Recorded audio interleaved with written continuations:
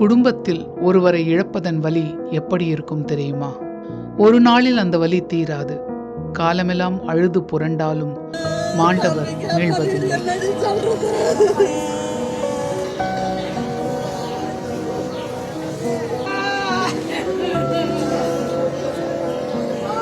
எத்தனை எளிதாக சொல்லிவிட முடிகிறது. ஆனால் அனுபவித்தவர்களுக்குத்தான் தெரியும் ஒரு மரணம் எப்படி அந்த குடும்பத்தின் இயல்பான வாழ்க்கையை புரட்டி போட்டுவிடும் என்று. இதயம் அழுது கொண்டிருக்கும், ஆனால் வயிறு பசிக்கும். அடுத்த வேளை உணவை எண்ணி ஓட வேண்டியிருக்கும்.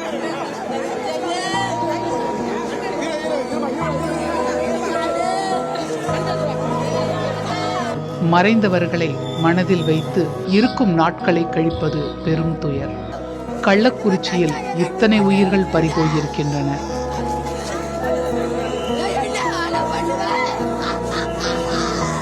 இங்கு நாம் அரசியல் பேசப் போவதில்லை, விசாரணையை பற்றி பேசப் போவதில்லை, வலிகளை மட்டுமே பேசப் போகிறோம். ஒரு சிலரின் மனசாட்சியாவது உலுக்கப்படுமா என்ற எதிர்பார்ப்பில் நாம் பேசப்போவது கள்ளக்குறிச்சியின் கண்ணீர் கதைகளைத்தான். கள்ளக்குறிச்சியில் ஜூன் 18 இரவு கருணாபுரத்தை சேர்ந்த பெயிண்டரான பிரவீன் வழக்கம் போல பாக்கெட் சாராயம் வாங்கி குடித்திருக்கிறார். அடுத்த அரை மணி நேரத்தில் அவருக்கு தலைவலி, வயிற்று வலி பாதிப்பு ஏற்பட்டது. வலியில் அவர் துடிக்கவே இரவு 12:30 மணி அளவில் மருத்துவமனை அழைத்துச் செல்லப்பட்ட போது அவர் மது போதையில் இருப்பதால் சிகிச்சை அளிக்க முடியாது என்று திருப்பி அனுப்பப்பட்டுள்ளார். போய் காமிச்சோம், வயசுலாம் கேட்டாங்க. கேட்டோடனே என்னப்பா குடிச்சுக்கிறாங்க. நான் சாயந்தரமாக தான் குடித்தேன் அப்படின்னு சொன்னேன். ஆனால் பையனே என்ன சொன்னால், மணி 7 மணிக்கெலாம் நான் குடிச்சிட்டேம்மா, என்ன குடிச்சேன்னு சாராயம் தான் குடித்தேன் அப்படின்னாங்க.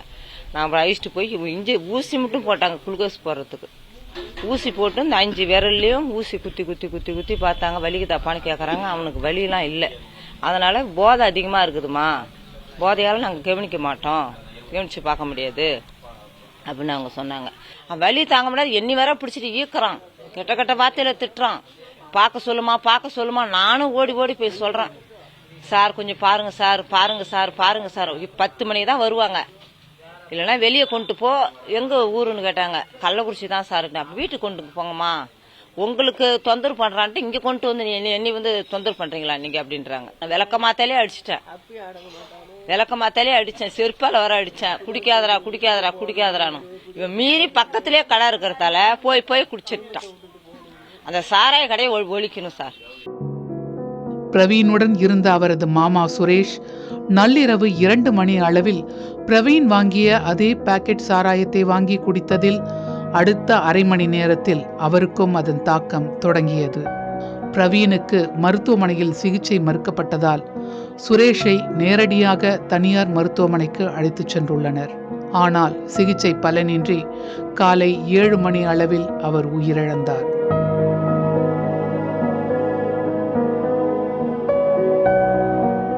காலை 6 மணிக்கு மீண்டும் அரசு மருத்துவமனைக்கு அழைத்துச் செல்லப்பட்ட பிரவீன் 8 மணி அளவில் உயிரிழந்தார்.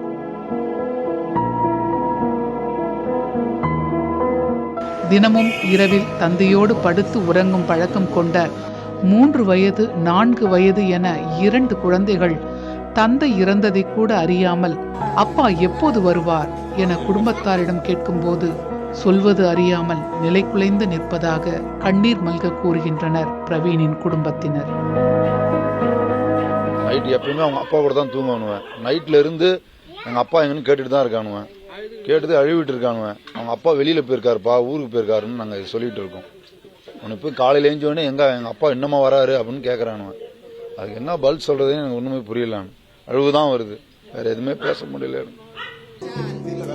காவல்துறையினர் கள்ளச்சாராய விற்பனையை தடுத்திருந்தால் இந்த நிலை நேர்ந்திருக்குமா என்பது இவர்களின் ஆதங்கம்.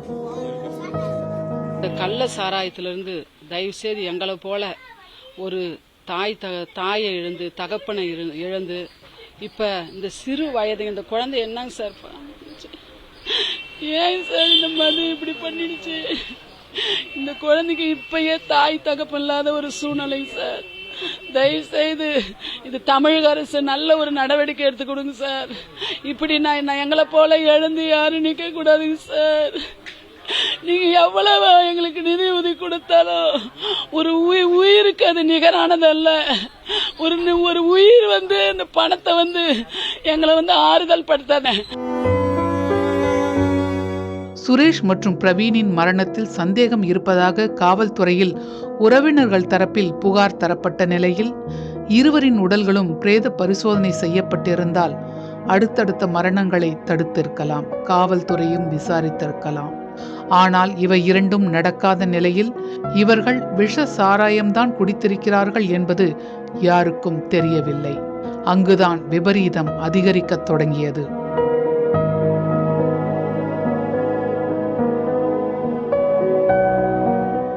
இருவரின் துக்க நிகழ்வுக்கு வந்தவர்கள் பலருக்கும் பாக்கெட் சாராயம் விற்கப்பட்டிருக்கிறது. இதை குடித்தவர்கள் அடுத்தடுத்து பாதிக்கப்படத் தொடங்கினர்.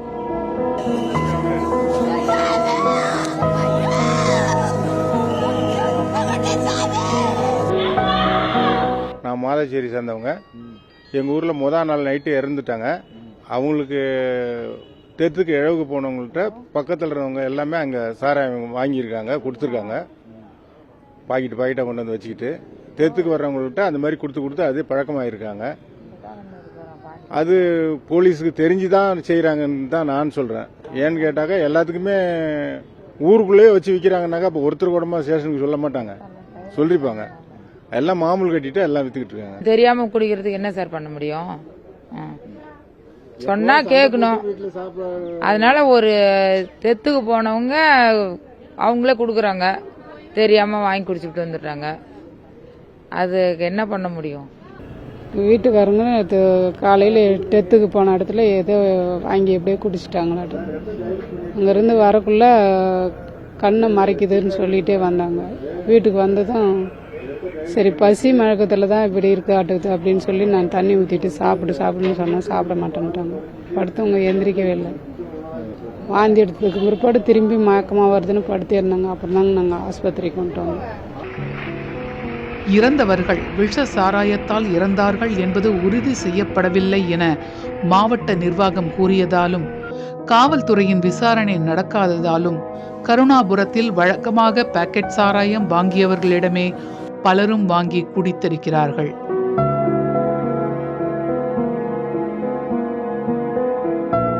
விளைவு கருணாபுரம் முழுவதும் மரண ஓலங்கள் ஒலிக்கத் தொடங்கின. ஒவ்வொரு தெருவிலும் ஒருவர், இருவர், 4 பேர் என அழுகையும் ஒப்பாரியும் கதறலும் வேதனை குரல்களும் ஒலிக்கத் தொடங்கின.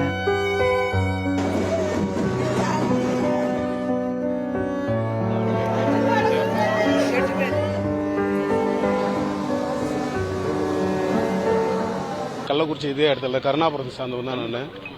இந்த ஏரியாவில் எப்படின்னா சின்ன பசங்க இப்போ கேள்விப்படுறேன், கஞ்சாலாம் நிறையா இங்கே அடிக்கிறாங்கன்னு சொல்லி கேள்விப்படுறேன். கஞ்சா, சாராயம், அந்த சாராயத்தை பரம்பரை அவங்க பரம்பரையாக அவங்களுக்கு அதே தொழில் தான் அவங்களுக்கு செஞ்சிட்டு இருக்காங்க. இந்த இடத்துல நாம இருந்தால் நாமும் கெட்டுடுவோம்னு சொல்லி தான் நாங்களாம் ஒரு 17 வருஷத்துக்கு முன்னாலே நாங்கள் கமிட்டி சைடு போயிட்டோம், கலெக்டர் ஆஃபீஸுக்கு நாங்கள் போயிட்டோம். சார் இங்கே இருக்கிற சின்ன பசங்களுக்கு எல்லாம் கெட்டு போகிறாங்க. ஒரு சில படித்தவங்களாம் வாதியாருங்க, ஒரு சில அதிகாரிகள்லாம் இங்க இருக்கிறாங்க. அவங்களாம் யாருமே இங்க இல்ல. நாங்களாம் வெளியில போயிட்டோம். இந்த இடத்துல இருந்தா நல்லபடியா வாழ முடியாதுன்னு சொல்லிட்டு இறந்துட்டாரு அப்படின்னு சொன்னாங்க. குடும்பம் பாதிக்க கூடாதுங்க. குடும்பம் பாதிக்கப்பட்ட மூட்டைதாங்க தூக்குறாரு. என் பொண்ணு +2 படிக்கிறா. எந்த ஒரு இதுவும் இல்லைங்க. இந்த குடியால எங்க குடும்பம் அழிஞ்சது போல எந்த குடும்பம் அழியக்கூடாதுங்க. நாத்தனா வீட்டு பேர இவங்க அம்மா கூட இல்லைங்க. அப்பாவும் இன்னைக்கு இறந்து போயிட்டான். 27 வயசு தான் அவனுக்கு ஆகுது. அவனும் அந்த மாதிரி பிடிச்சி 2 பேரும் ஒரே நேரமே செத்து போயிட்டாங்க. சின்னசேலம் தாலுகாவில் உள்ளது மாதவச்சேரி கிராமம். இந்த கிராமத்தை சேர்ந்த பவுனு தனது 3 பிள்ளைகளுடன் நிராதரவாக நிற்கிறார். இவரது கணவர் இளையராஜா விஷ சாராயம் அருந்தி உயிரிழந்தவர்களில் ஒருவர். அது குடிச்சிட்டு நம்ம பொட்டாட்டி வந்தா திட்டுவோம்னு சொல்லிட்டு இந்த முருங்கல் மோட்டில் தானே அப்படி உட்காந்துது. நான் வந்ததுன்னா குடிச்சிட்டு ஒரு 1/2 மணி நேரம் ஆகலண்ணா அப்படியே கண்ணெல்லாம் போகுது, கை காலெல்லாம் ஒரு மாதிரி அப்படியே எழுந்திரிக்க முடியல. அப்போ நம்ம புருஷனை காப்பாற்றிடலாம், ஆட்டோ வர வச்சு கொண்டுட்டு ஆஸ்பத்திரிக்கு தானே போனோம், போகட்டி செத்துட்டாங்கண்ணா. அப்பயும் ஆம்புலன்ஸில் போகணும், எனக்கு பணம் ஒன்றும் இல்லைண்ணா, எங்கள்கிட்ட ஒரு ரூபா இல்லைண்ணா பணம் கேட்பாங்கன்னு தானா நாங்கள் ஆட்டோவை வச்சு 100-200 கொடுத்துடலான்னு சொன்னோண்ணா. எம்மா பேர் சொன்னாங்கண்ணா, என் புருஷன் இருந்த 100-200 வேலைக்கு போய் கொடுக்கும், நாங்கள் கேட்டு போகிறோமா அந்த அப்பாவை, நாங்கள் இருந்த நிலைமை. இளையராஜா, ஜெயமுருகன் இருவரும் ஒன்றாக குடிக்கச் சென்று உடல்நிலை பாதித்து மரணமடைந்தவர்கள். இவர்கள் விஷ சாராயம் அருந்திதான் உயிரிழந்தார்கள் என்று தெரியாததால் இவர்களின் குடும்பத்தினர் இருவரின் உடல்களையும் அடக்கம் செய்துள்ளனர்.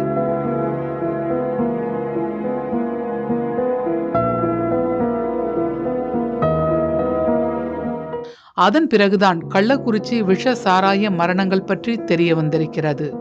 அதற்குள் இளையராஜா, ஜெயமுருகன் இறப்புக்கு வந்தவர்களும் பாக்கெட் சாராயத்தை வாங்கி குடித்திருக்க அங்கும் பாதிக்கப்பட்டவர்கள் எண்ணிக்கை மளமளவென அதிகரிக்க தொடங்கியது.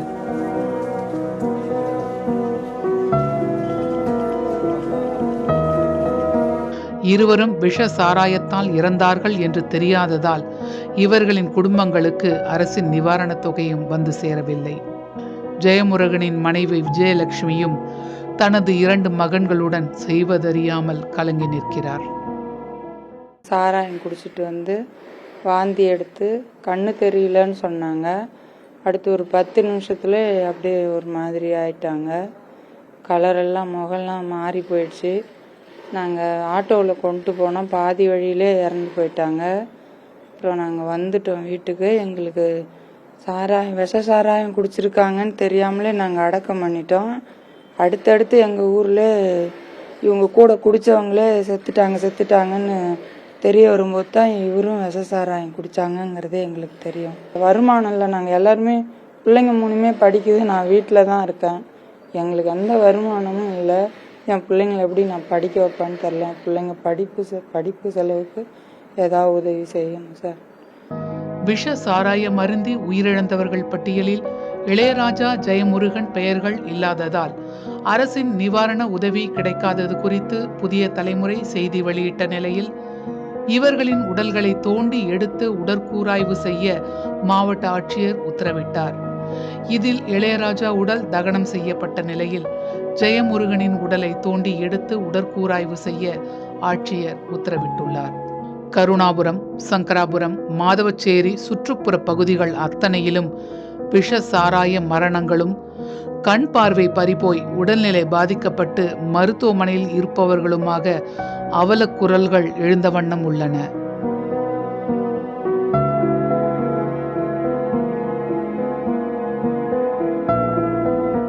கருணாபுரத்தில் தந்தையை இழந்து மகனை இழந்து நிற்கும் குடும்பங்களின் துக்கம் பொங்கி பெருக்கெடுத்துக் கொண்டிருக்கிறது.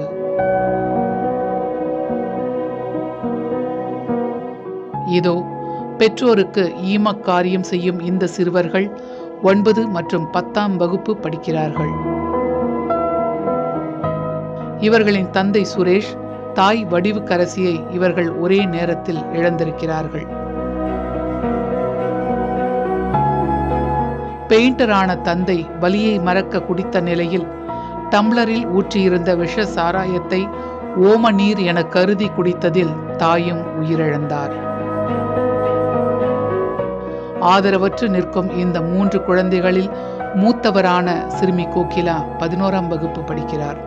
இவரின் ஒவ்வொரு வார்த்தையிலும் விரக்தியும் வேதனையும் தெரிக்கிறது. எங்கள் அப்பாவும் எங்கள் அம்மாவும் தான் இறந்தாங்க. தயவு செய்து அந்த கள்ளச்சாராயத்தெல்லாம் ஒழிச்சிடுங்க. நாங்கள் மட்டும் இல்லை, எத்தனை பேர் இறந்துருப்பாங்க, எத்தனை பேர் கஷ்டப்பட்டுருப்பாங்க. நாங்கள் தாய் தகப்பில் நாங்கள் தான் நடு ரோட்டில் நிற்கிறோம். கொஞ்சம் அறிவு இல்லை, எத்தனை குடும்பம் இழந்திருக்கும். நான்லாம் ஒரு பதவியில் இருந்தால் அவங்க அதில் சம்மந்தப்பட்ட எல்லாத்தையும் தூக்கு தண்டனை நான் தான் போட்டிருப்பேன். அந்த அளவுக்கு வெறியா இருக்கு. அவங்க ஒரு குடும்பம் இன்னைக்கு கைது பண்றவங்க நாளைக்கு ரிலீஸ் ஆயிடுவாங்க. 24வது அடி கைது பண்றாங்க. என்ன பண்ணுவாங்க? ஒன்னும் பண்ண போறது இல்ல. திருப்பி கொடுப்பாங்க, வந்து வெளியே வந்துகிட்டே இருப்பாங்க ஜாமீன் வாங்கிட்டு. வேற என்ன பண்ணுவாங்க அவங்க? எங்களால கொஞ்சம் கூட ஏத்துக்கவே முடியல. முந்தானே தான் எங்க அப்பா எங்க அம்மா என்கிட்ட நல்லா பேசினாங்க. திடீர்னு பார்த்தா போயிட்டாங்க. 10 லட்சம் கொடுத்தாங்க. நான் ஒன்னும் இல்லைன்னா சொல்ல. எங்க அம்மாவுக்கு 10 லட்சம், எங்க அப்பாவுக்கு 10 லட்சம் கொடுத்தாங்க. திருப்பி அந்த காசு கூட கொடுத்தாரு. எனக்கு வேணாம்.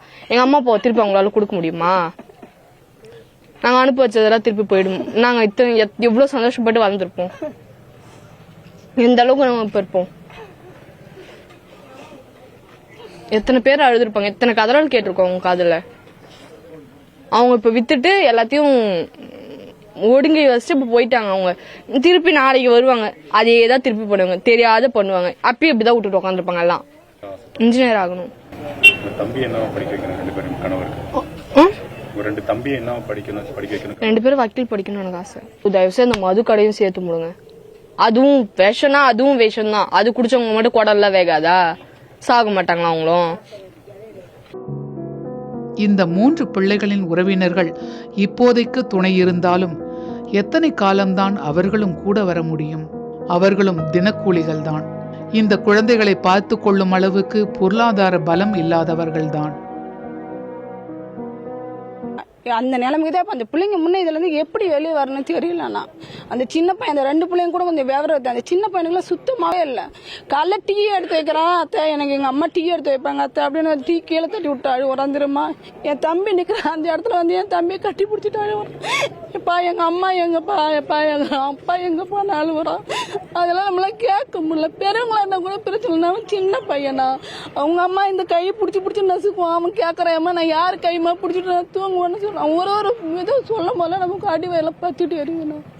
இவ்வளோ உயிர் எடுத்துட்டு அவன் ஏன்னா உயிரோட இருக்கணும். இப்போ நீங்கள் பேட்டி எடுக்கிறீங்களா, உங்களால எதை பண்ண முடியுமா? அவனா குடும்பமாக சிரித்து சண்டையிட்டு விளையாடி கழித்த வீடு ஒரே நாளில் வெறுமையாகிவிட்டது. இன்னும் எத்தனை குடும்பங்கள் இந்த நிலைக்கு ஆளாக வேண்டுமோ தெரியவில்லை.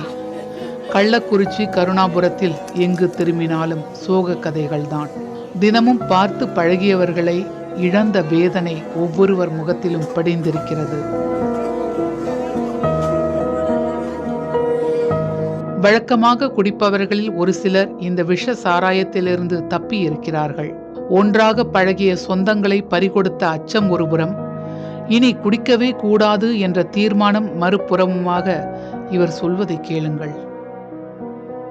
ஆமாங்க சார், நான் டெய்லியும் சாராயம் குடிப்பேன். ஒரு நாளைக்கு சாயங்காலம் ஆச்சுன்னா 3 பாக்கெட் குடிப்பேன். அன்னைக்கு இங்கே வீடு கான்ட்ராக்ட் போட்டதால நான் சாராயம் குடிக்க போகவில்லை. டைம் இல்லை எனக்கு.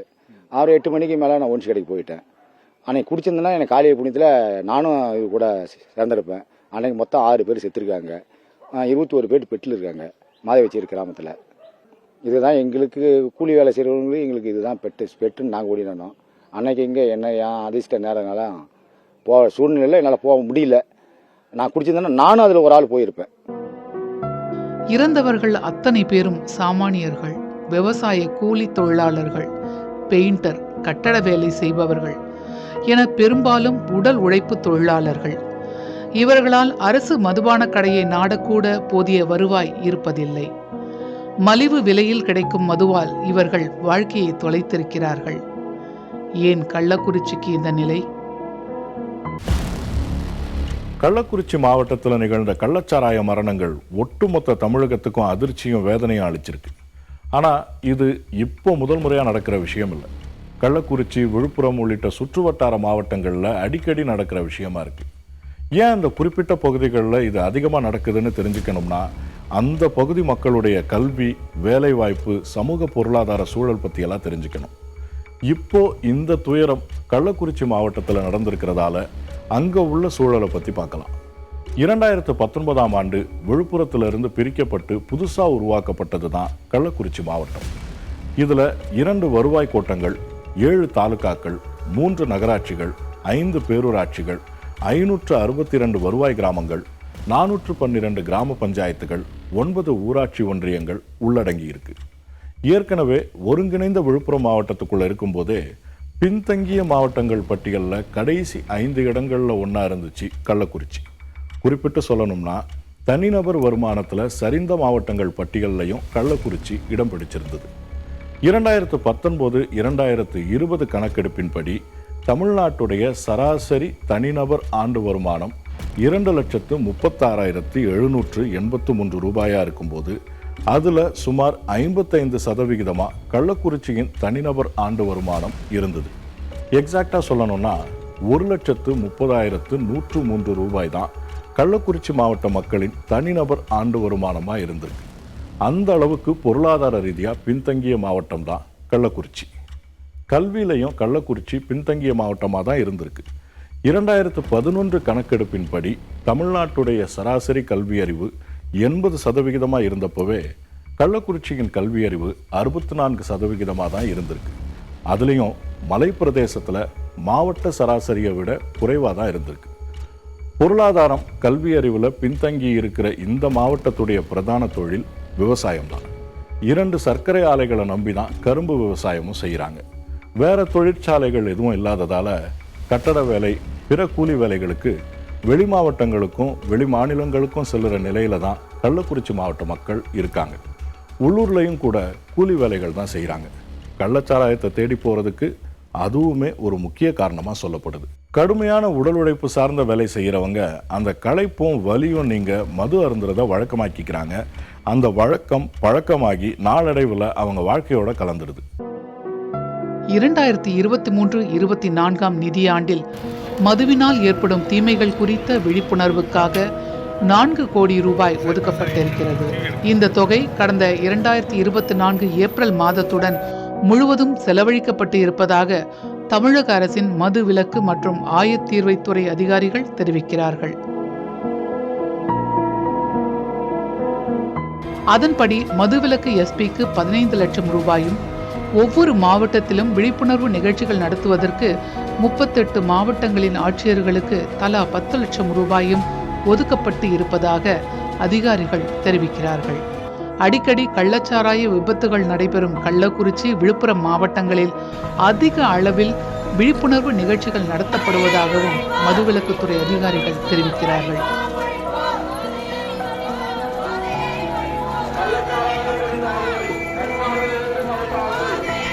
இந்த நிதி முறையாக பயன்படுத்தப்பட்டுள்ளதா, இதற்கு கிடைத்த பலன் என்ன என்பதுதான் தெரியவில்லை. கள்ளச்சாராயம் காய்ச்சுவதும் விற்பதும் இன்னும் தொடர்கதையாகவே நீடிக்கிறது. கள்ளச்சாராயத்திற்கு ஒரு தலைமுறையையே பறிகொடுத்து நிற்கிறது கள்ளக்குறிச்சி. அடுத்த தலைமுறையோ வழி தெரியாமல் திகைத்து துக்கத்தில் உறைந்திருக்கிறது. விற்றவனை குற்றம் சாட்டுவதா, குடித்தவனை குறை சொல்வதா, குடும்பத்தின் ஆணி வேராக நின்றவர்களை இழந்து நிற்கும் குடும்பங்களின் வேதனையை கண்டு கலங்குவதா புரியவில்லை. இப்போது தரப்படும் நிவாரணம் இறந்தவர்களை எந்த வகையிலும் மீட்டு தந்துவிடப் போவதில்லை. இனி இறப்புகள் நேராமல் தவிர்ப்பதன் மூலம் மட்டுமே இனி இப்படி ஒரு அவலம் நேராமல் தடுக்க முடியும். அதற்கு அரசின் மனசாட்சி வேலை செய்ய வேண்டும்.